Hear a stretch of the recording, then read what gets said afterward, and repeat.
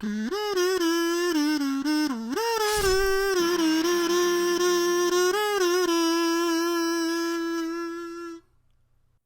Dragon Ball Dissection time!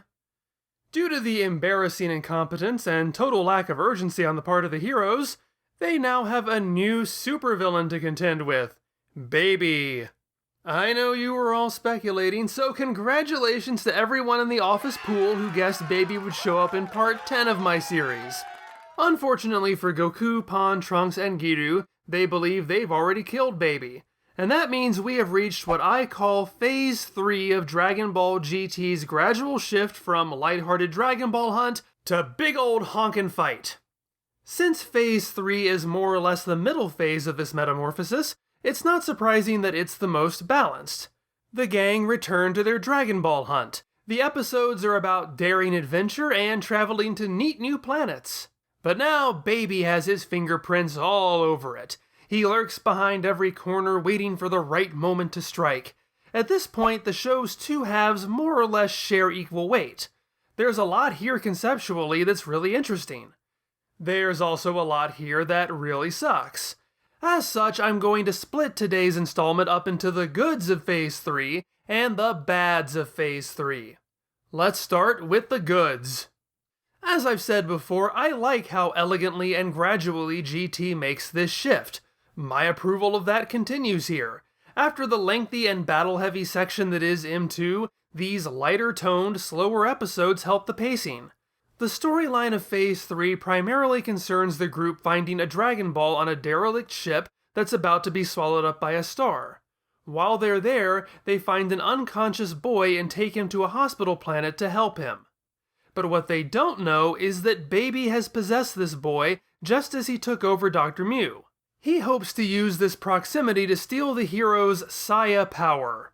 If you're paying close attention, you'll notice this is the same one-star Dragon Ball that inexplicably popped out of Dr. Mew's head at the end of the previous episode. This whole thing is a trap. Baby eradicated the life on this ship just to set the bait. Once again, I love that Pan is the one who takes the lead when it comes to doing the right thing. She insists on looking for survivors. After being the only good thing about episode 22, Baby continues to leave a fantastic impression. Namata Yusuke does a fantastic job here. Unlike most other Dragon Ball villains, Baby has such a soft, gentle voice that would be calming if it wasn't so creepy. The way he relishes talking about Saya power sells him all by itself. It also wastes no time showing off what makes Baby incredibly dangerous. He's not a big, hulking brute. He hides himself, disguises himself by violating others. The enemy is in plain sight, and the longer he is given to gain a foothold, the harder it's going to be to stamp him out. The heroes and the villains come across as functionally resourceful enough that I can buy both the heroes tricking Baby and Baby managing to escape from the heroes. I mean, yes, the bar has been set very, very low at this point, and it's hard not to take that comparison into consideration. It's fine. It's acceptable. Despite how low-key these episodes are, the stakes rise to a new level of danger when Baby manages to take advantage of a cut Trunks receives and temporarily possesses him. Not only does it demonstrate exactly where the story is heading, it gives Trunks a wonderful moment when he reasserts his dominance and expels Baby from him. It establishes a reasonable cap. Baby is terrifyingly dangerous, but not absolutely invincible. He has limits. And yes, I know, we're going to come back to this. That's for later, not for now. For now, this is a great moment. And it ends on a very effective note. That of Baby possessing a woman and killing everyone on the plane she boards. He's not gone, and things promise to only get worse. It's wonderfully horrific, combining the creepiest aspects of Cell without immediately stripping away most of what makes him interesting. Yes, as of right now, Dragon Ball GT is doing Cell better than Cell did. And that's about it for me, actually. I know that seems rather short, but don't sell it short. Where GT is excelling is in the macro storytelling, the big picture. And while that doesn't necessarily take much time to discuss, that doesn't mean it's not important.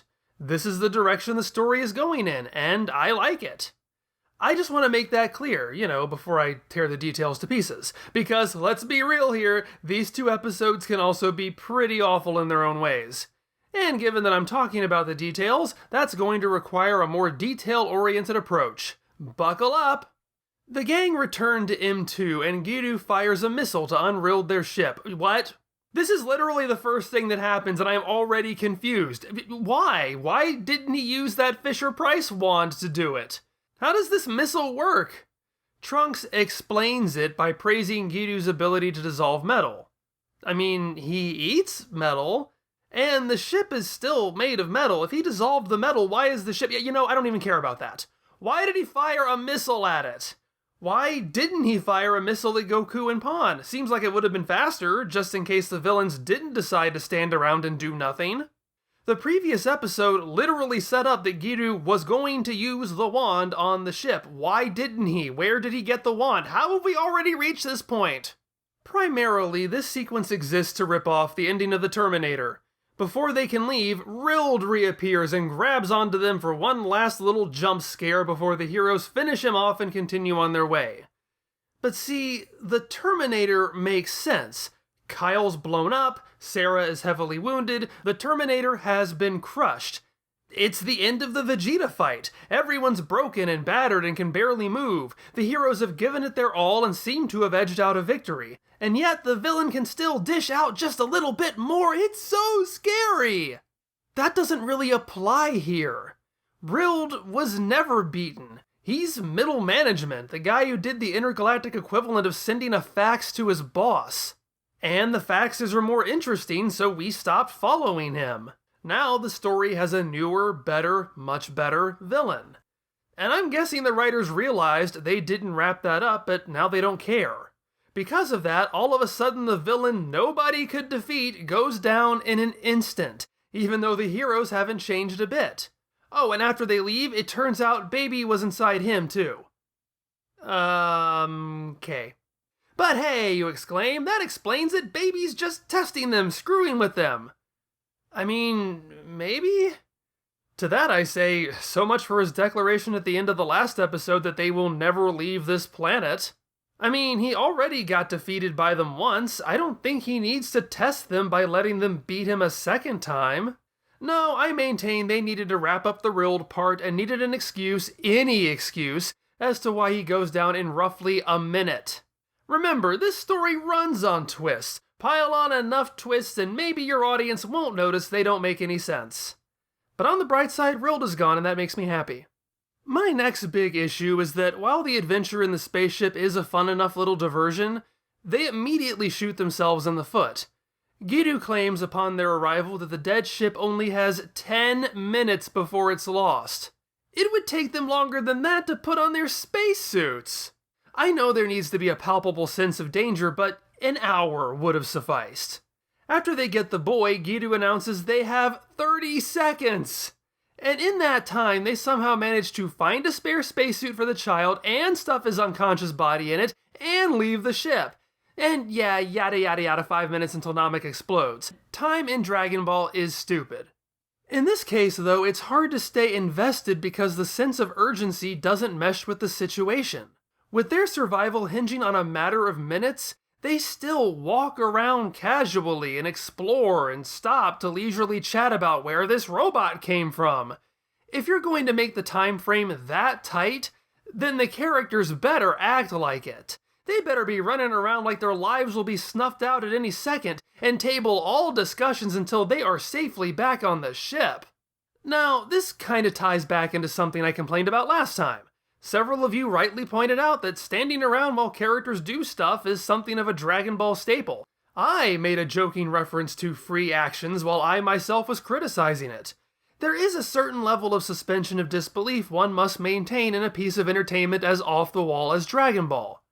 So let's talk about why these examples in GT are different. Well, first off, my primary interaction with Dragon Ball is with the manga, which, as I stated when I covered those infamous Frieza 5 minutes, is a medium that allows the passage of time to be more subjective to each reader. On top of that, GT doesn't have the excuse of being an adaptation of an ongoing work that has to stall for time. GT should never be stalling for time. All that said, the passage of time in filmmaking doesn't have to be literal. It just has to be convincing. Time is dictated by editing. Moments can be stretched out for drama. But that requires dramatic moments. Look, I'm not defending some of the stand around and wait for power-up scenes in previous Dragon Ball television series. I can single out both Ma Jr. and Cell as two of my least favorite, most painfully drawn-out sequences. They are absolutely awful. But at the very least, you can excuse some of it by nature of the heightened drama being stretched out to create tension. These are terrifying moments for the characters experiencing it. Are they rooted to the spot out of fear? Perhaps. There is no tension, no fear, no drama over a robot holding out a remote control for nearly 60 uninterrupted seconds while everyone stands around and watches him. There is no sense of danger or urgency when the characters spend half an episode casually tossing exposition at each other while the villain troubleshoots a computer. In other words, the environment is so chill that you, the viewer, have plenty of time to snap out of your engagement and go, wait a second, this doesn't make any sense. The same is true here. When you give the heroes a ludicrously urgent length of time to start with, but they're navigating it like they're in the middle of their union coffee break half the time and the show picks its most inappropriately laid-back tracks to score it, then congratulations, you've pushed suspension of disbelief too far. Oh, also, I find it weird that while the characters have to abandon their jet bikes and rely on their own Buku Jutsu to escape the star's gravity, Giryu's thrusters can get along just fine. I don't really have a point to make with that, it just bugs me, and I didn't have anywhere else to put it. The gang traveled to planet Pital. Get it? Hospital? It's an entire planet that's a hospital. Talk about universal healthcare. Screw you, it's funny. But what's less funny is GT dusting off the old Toei gag of Goku being afraid of needles. I mean, on its face, it's fine. It's part of the animated identity of Goku, it hasn't really been used in a while, and it's appropriate given the setting. But, have to go on a tangent again. Let's take a filler needle gag from Dragon Ball Z. There's nothing funnier than me explaining the joke, right? Goku is reeling from the Ginyu fight. Vegeta takes him into Frieza's ship to heal him. He knocks over some medical supplies, Goku spots a needle, he freaks out. What's the joke? The joke is, we're in a very serious situation, and the tension is broken by this silly moment. The joke is, the same super strong guy who could deal with having a hole in his chest is freaking out over something as harmless and commonplace as a needle. The joke is, Gohan's and Kuririn's alliance with Vegeta is tenuous and based solely upon mutual usefulness, and Goku is embarrassing them in front of him. That's the joke. It's one scene, it's quick, it's to the point. We're in, we're out. What's the joke here? Goku is afraid of needles. That's literally it. Somehow, this is used as a major source of comedy across 2 episodes without any variation or escalation. Did I mention Goku never even encounters a needle a single time? But he has to make sure he reminds us every other minute that he's afraid of them. He's not going to stay in the building, he's not going to eat in the cafeteria, he's going to freak out when there's a doctor behind him, and that's because, in case you missed it, and I know it's really subtle, and it's unlikely you'd pick up on it, Goku's afraid of needles. Oh, except for when he's calmly sitting in the waiting room for the entirety of a time-elapsed montage, then he's totally fine. Oh, but now he's suddenly afraid of needles! As if that wasn't bad enough, these episodes do the same thing with food. Goku constantly complains about being hungry, Pan gets annoyed, repeat until we're all begging for death. These are such lazy applications of surface-level traits. They're not launching points for humor or opportunities to explore the character. They're smeared around as if just mentioning them is enough to serve as jokes. It's not. What works in a broader sense is the tension. The little beats of Baby possibly tipping his hand too early, or the heroes not realizing what's going on around them. Baby accidentally causes an explosion in the operating room at one point. He sneaks outside when the heroes are relaxing and might have nabbed them if not for the timely appearance of the Doctor tracking him down. Of course, Baby then just jumps into the Doctor and uses his newfound authority to lure the heroes into a trap. All of this plays fairly well. That, however, brings me to the moment everybody talks about. While the heroes are enjoying the great outdoors on good old Pital, Pan tries to befriend a fawn, who then pokes its snout up Pan's crop top. Pan calls the fawn a pervert. Whew, okay, this is a weird one for me to talk about. Clearly I need to, because it's perhaps one of the most infamous moments in the series. I've received several comments on it leading up to this video. I even tweeted about it myself the first time I saw the episode. I have to say, though, that as far as uncomfortable sexualized moments go, this ranks right up there with the key down the shirt gag. That is to say, I don't think there's anything to see here. This is fairly innocent. Recently, my Facebook feed started promoting a dog food ad that shows, well, you can see it for yourself. It's more or less the same gag. In fact, it's worse. The dog's going for the crotch. Is this sexual? No. That's what's funny about it. It's an animal crossing a societal boundary in humans because the animal is not aware of such a faux pas. There is no animus or exploitation. The joke is in Pan misidentifying it as such and labeling a deer a pervert. And I think that's kind of funny. However, having said all that, now let's look at it from another perspective. Pan calling the deer a pervert is the punchline, but it might have been a mistake on GT's part because it's kinda tipping their hand. I can't speak for anyone else, but it's the line that causes me a moment of instinctual discomfort, and I think that's because it evokes my memories of the series and more clearly places this moment in a broader context it might otherwise have managed to avoid. You might remember a couple of videos ago I took the show to task for its weird camera angles that seemed to exist for no other reason than to get a good look at Pan's butt or crotch or thighs. However, if you compare them to images like this, or this, there's a clear difference. These are obvious in their intention to be titillating. This is overtly showing something sexual. She is clearly posed as a pinup. These aren't framed in an explicitly sexual way. They're just weird, if not outright incompetent. Perhaps you have your own theories, but to me it comes across like the show is trying to do something sexual with Pan, but even they don't feel comfortable with it given how young she clearly is. Instead, they tiptoe around that line, never fully committing to it, resulting in these poorly framed shots that look like a creepy cameraman is trying to sneak a peek without getting caught. Once you have that idea floating around in your head and the character connected to it shouts out a line that rattles that memory loose, you can't help but look at this in a different way. I'd look at the dog food ad differently if I had reason to suspect the person who conceived it had a history of bestiality. So I find myself asking, why is this here? Why do we keep coming back to this? Is this just a coincidence? Is this like a silly dog food commercial? Or are we again edging up to that line, choking back our encroaching feelings of shame, trying to see what we can get away with? That makes me feel uncomfortable because I think this joke is totally fine in isolation.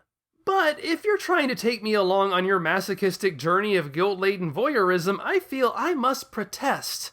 That's not what Dragon Ball GT is for. That's what tearfully masturbating behind a Wawa at 10 o'clock at night with a bottle of free hotel hand lotion while spying on your ex pumping gas is for. Like a normal person does. Dr. Baby, there we go. Dr. Baby lures the heroes back inside with the promise of food and the abstention of all needles. He then gets Trunks alone by tapping into his interest in technology to give him a tour of their facility. And then Dr. Baby attacks. You know, I kinda like saying that. I'm sad I won't get to anymore. Baby exposits that although the heroes thought they defeated him, they didn't destroy all of his cells. So, yeah, he's another one of those. But at least his infectious nature lends itself to that being the case. He tells Trunks that he can control Mew, Rild, anyone he can get his hands on. He wants that sweet Saya power. And Dr. Mew is storing a Dragon Ball inside himself as data, whatever that means. However, this has all been a trick. Trunks and the others knew that this was Baby, and Goku and Pan are ready to fight back. They just wanted an opportunity for Baby to drop his victims and explain what's going on. And as far as GT twists go, this one's fairly easy to understand. They fought Baby before, however briefly. The prior time he tried unsuccessfully to strike, he raised his ki, which they recognized. The greatest reveals are both shocking and also make you go, oh, of course, when you stop and think about it. This one is fine.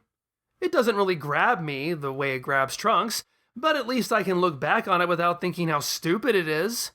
I'd also probably consider this far more fondly if it wasn't smothered by all the other twists in recent episodes. Fooling the audience is starting to seem like the only trick this show has. Well, I guess it has one other trick.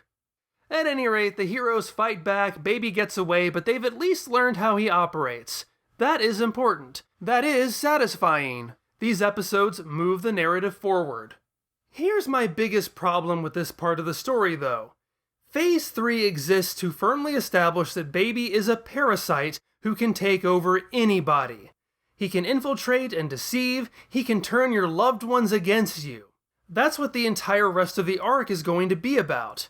And that message is introduced and delivered through this little boy. Pan insists on looking for survivors. Baby plays on the kindness and humanity of our lead characters. That emotional connection is important. They put themselves in danger to save this one child. Now tell me, what's his name? Who is he? What happens to him after Baby trades him in for the doctor? He totally disappears after that. Our people don't give a rat's ass about him the second he stops housing Baby. They just hop in their spaceship and fly off. Now, I'm not saying he needs to be heavily focused on or developed. This story is not about him. But he is the conduit for an idea about compassion and deception. And that idea fails when the conduit is treated like a prop. I know he's being treated like a prop because there's only one scene when Baby as the boy actually interacts with the leads. And he calls them by name, even though they've never interacted before. Now, this could have been used as a clever tip-off that this kid knows more about them than he should. But it's not. Instead, the show is just rushing to pay off a relationship they never set up because it is now functionally necessary for the characters to talk. The show is far too busy regurgitating needle and food jokes on loop to devote the slightest effort to selling the driving point of this story. They're not interested in actually building a rapport between these people so that the betrayal actually means anything, even though that would have made the episode far more interesting. He's just a cipher for Baby, and once Baby is moved on, the kid is discarded like Rild was. The heroes are written so that they care about the kid only as long as the story needs them to, and then forget he ever existed the second it doesn't. Even a stock denouement, a token, nice to have met ya, so long sucker, have fun in the space orphanage, on their way out would have at least been something, an acknowledgement of what they're even doing here. Instead, the approach renders it an unsatisfying intro to a key concept.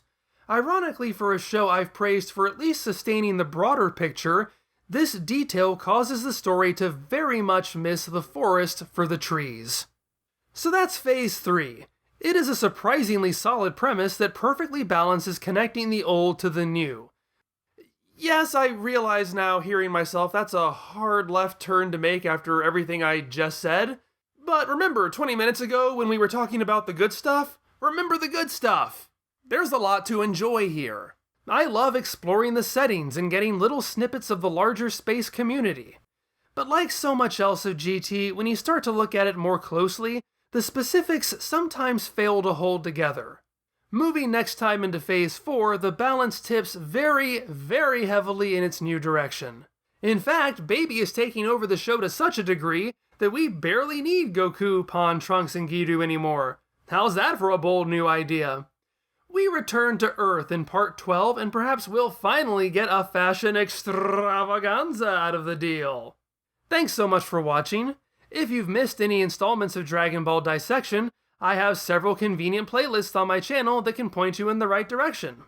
I'll see you next time.